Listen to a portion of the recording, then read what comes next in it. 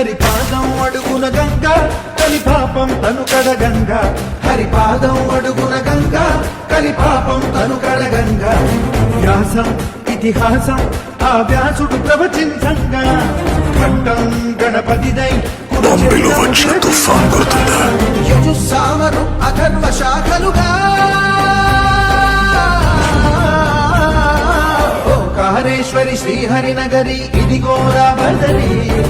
వైకుంఠేశ్వరి శివికి నగరి అదిగో మహిమగిరి